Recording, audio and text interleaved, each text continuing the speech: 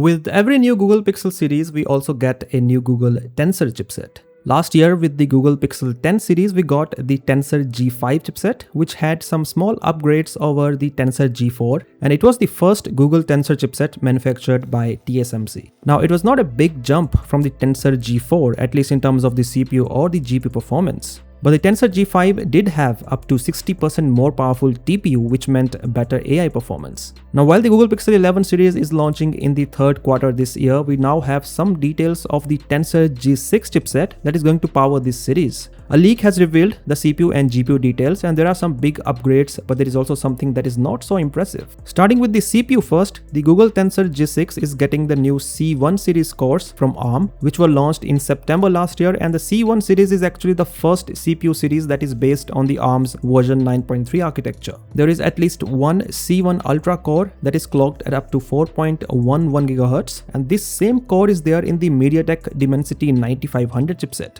This is the successor to the Cortex X925, which in turn is the successor to the Cortex X4, and the Cortex X4 was used in the Tensor G5 last year. So we are looking at a 2-generation leap here, and that is really impressive. The Tensor G6 has 4 C1 Pro cores that are clocked at up to 3.38 GHz and 2 C1 Pro cores clocked at up to 2.65 GHz. So it is not using the C1 Premium cores that are used in the Dimensity 9500, and the C1 Premium sits just below the C1 Ultra in performance. Nevertheless, the Tensor G6 gets a massive CPU upgrade, which means we should see a significant performance improvement versus the Tensor G5.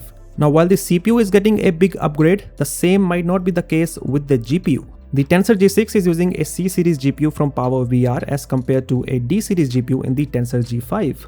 Now, there is no information on the version of the GPU that is revealed in this leak, but it is worth mentioning that the C series itself was launched in 2021 and it was succeeded by the D series. So in theory, it seems like we are getting a GPU that is based on a pretty old architecture. Now, since there is no information on this specific version of the GPU, it is also possible that there are some upgrades over the D series GPU used in the Tensor G5.